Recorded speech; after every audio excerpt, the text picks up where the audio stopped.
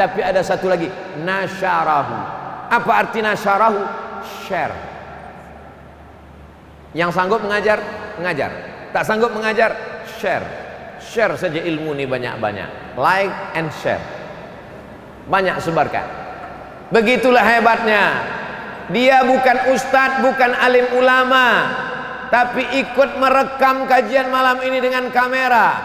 Yang resmi 2, yang tak resmi banyak, dia sebarkan.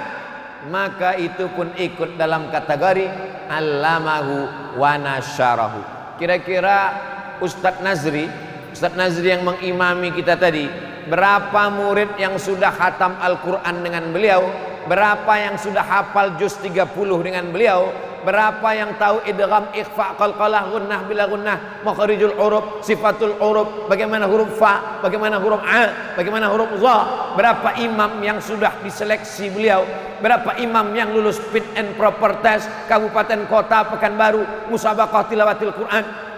Allamahu wa nasyarahu. Kalau sudah disebut ilmu, banyak kita berkecil hati. Kami ini hanya ibu rumah tangga Pak Ustadz, kami ini hanya emak-emak Pak Ustadz. Apa yang bisa kami ajarkan Pak Ustadz? Suatu ketika saya sedang di sekolah SD saya dekat masjid. Pas azan zuhur, hayya 'alas shalah, kata muazin. Guru bertanya, apa jawab hayya 'alas shalah? Tak ada satupun di kelas yang bisa menjawab. Apa jawab kalau muazin hayya 'alas shalah? Saya angkat tangan. Saya ibu, Abdul Somad, apa jawabnya? La haula wala quwata illa billah. Siapa yang ngajar kamu? Emak di dapur sambil mengacau gulai. Yang mak dulu kecil mengacau gulai, kita jalan main-main bawa pisau motong-motong, kentang motong-motong. Nanti kalau dengar la hayya 'alas shalah, hayya 'alal falah, sambut la haula wala quwata illa billah. Betapa ibu. Hari ini setiap saya mengajar la haula wala quwata illa billah, kalau kamu mendengar azan, sambutlah seperti yang diucapkan muazzin. Allahu Akbar sama, asyhadu alla ilaha illallah sama, asyhadu anna Muhammadar Rasulullah sama. Tapi ketika sampai hayya 'alas shalah, hayya 'alal falah, la haula wala quwata illa billah, ditutup dengan doa wasilah. Allahumma rabb hadhihi da'wati tammati wa salatil qa'imah ati sayyidina Muhammadan al-wasilata wal fadilah wasyarafa wad darajatal 'aliyatar rafi'ah wa ba'athullahu maqaman mahmudan alladhi wa'ata innaka la tukhliful mi'ad. Ibu bukan guru, ibu bukan dosen, ibu bukan ulama, ibu bukan ustazah, tapi anak ibu mengajarkan itu, mengajarkan ke istrinya, diajarkannya ke cucu menantunya, diajarkannya ke tetangga, ke sahabatnya, menjadi ilmu yang mengalir. Oleh sebab itu jangan berkecil hati, walaupun kita bukan ulama. Bapak hanya seorang kepala rumah tangga, pulang dari memanen sawit, diajaknya anaknya sholat sambil berwudu, diajarkannya, nah mencuci tangan itu begini, mana tahu ada sisi-sisi ikan, mana tahu ada bekas-bekas sawit, mana tahu ada bekas-bekas minyak, dicuci begini. Kalau membasuh, kalau mengusap telinga tuh, yang ini ke dalam telinga, yang ini ke daun telinga, yang ini ke dalam, yang ini keluar. Kalau berwudu, tengok siku mesti kena, tengok siku, celah tangan mesti digosok, jangan sampai tak kena air. Sepele, tapi satu hari berapa kali dia berwudu? Wudu subuh, wudu duha, wudu zuhur, wudu asar, wudu maghrib, wudu isya, wudu tahajud, mengalir pahalanya. La tahqiranna minal ma'rufi syai'a. Jangan pernah kau sepelekan walaupun amal kau kecil. Jangan bandingkan amal kita dengan Dr. Mawardi Muhammad Saleh. Jauh, tak bisa. Dia 13 tahun di Madinah, mengigaunya pun bahasa Arab. Capek kita kalau mau ikut itu. Mau berapa kitab usul fikih mau kita kaji, payah. Yang ringan-ringan saja, yang simple-simple saja, yang sepele-sepele saja. Wailun lil aqab, celaka, tumit ini celaka. Kenapa tumit celaka? Karena tumit tak kena air.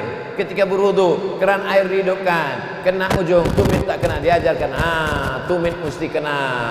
Celah-celah kaki masukkan kelingking, mesti kena. Sepele, remeh-temeh. Tapi berapa banyak orang tak sah sholatnya hanya gara-gara tidak sempurna wudunya. Bapak mengajarkan anak kencing jongkok, kakinya ditekuk. Supaya apa? Supaya kantong air seni, air kencingnya kempis, habis keluar semua, menetes, setetes dua tetes, batal wudhunya, batal sholatnya. Sepele, remeh temeh, tapi dia menjadi amal jariah. Maka yang pertama yang bisa menyertai kita walaupun sudah mati, ilman allamahu wa nasarahu. Yang kedua, waladan salihan tarakahu, anak yang soleh. Anak soleh. Kenapa anak nomor 2? Karena banyak orang tak punya anak, berkecil hati, dihibur Allah Ta'ala.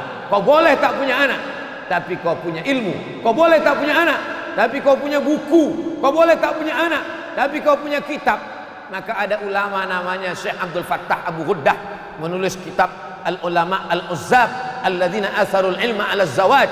Ulama-ulama yang seumur hidupnya tak menikah karena lebih mengutamakan ilmu daripada menikah. Di antaranya Imam Nawawi.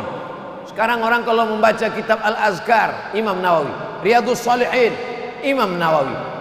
Raudhatul Talibin wa Umdatul Muftin, Imam Nawawi.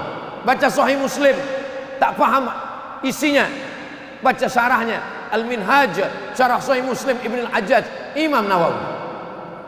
Membaca kitab fikih, fikih dari sejak masa Imam Syafi'i tahun 204, Imam Syafi'i abad ketiga, abad keempat, abad kelima, abad keenam, abad ketujuh, 500 tahun mazhab Syafi'i berkembang macam-macam. Datang seorang ulama, direvisinya mazhab Syafi'i. Pendapat yang dhaif dia buang, pendapat yang bagus dia ambil. Maka ditahzibnya mazhab Syafi'i, ditulisnya kitab Al-Majmu' Syarah Al-Muhadzab yang ditulis oleh Imam Nawawi, meninggal tahun 676. Jarak dia dengan Imam Syafi'i 204 ke 676, 204, 3, 4, 5, 6, hampir 500 tahun jarak dari Imam Syafi'i kepada Imam Nawawi. Imam Nawawi tak punya anak, tapi sampai hari ini nama Nawawi tetap disebut orang di berbagai negeri, dari mulai Mesir.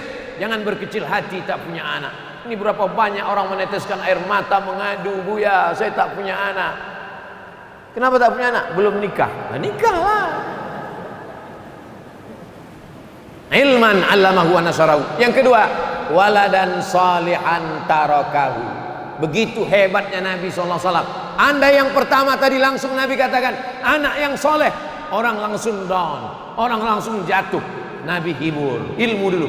Karena ilmu semua orang bisa berilmu, tapi anak tak semua orang bisa punya anak. Maka yang sudah punya anak alhamdulillah, yang belum punya anak al-kasbu wal ikhtiar. Ikhtiar, makan kurma muda, makan jus toge, makan pokat, makan semangka, makan kacang tanah, kacang hijau, kacang merah, kacang segala kacang dimakan. Tak ada yang sulit bagi Allah. Innama amruhu idza arada syai'an ayyakula lahu kun fayakun. Semua orang mengatakan istrinya sudah mandul, tak akan mungkin punya anak. Diponis orang sekampung mengatakan mandul, tak akan mungkin punya anak. Apa yang terjadi? Umur 99 tahun, Ibrahim alaihissalam mengandung istrinya Hajar. Hajar mengandung, melahirkan anak Ismail. Umurnya 86 tahun. 86 tambah 13 tahun umur Nabi Ismail. Lahirlah Ishak dari istri tua yang sudah diponis tak akan mungkin punya anak, bisa punya anak. Oleh sebab itu jangan pernah berkecil hati. Allah Ta'ala punya kuasa. Kalau sudah tua tak juga punya anak, husnuzan sama Allah. Mungkin kalau kau punya anak, anak itu pula menyebabkan kau masuk neraka karena dia sabu-sabu, narkoba, LGBT, perbuatan virus HIV/AIDS, melakukan perbuatan umat Nabi Lut, macam-macam. Husnuzan kepada Allah. Ada yang lebih tinggi makomnya daripada sholat tarawih, ada yang lebih hebat daripada sholat tahajud, ada yang lebih hebat daripada jihad fisabilillah. Apa dia? Ridho menerima ketetapan Allah Subhanahu wa taala.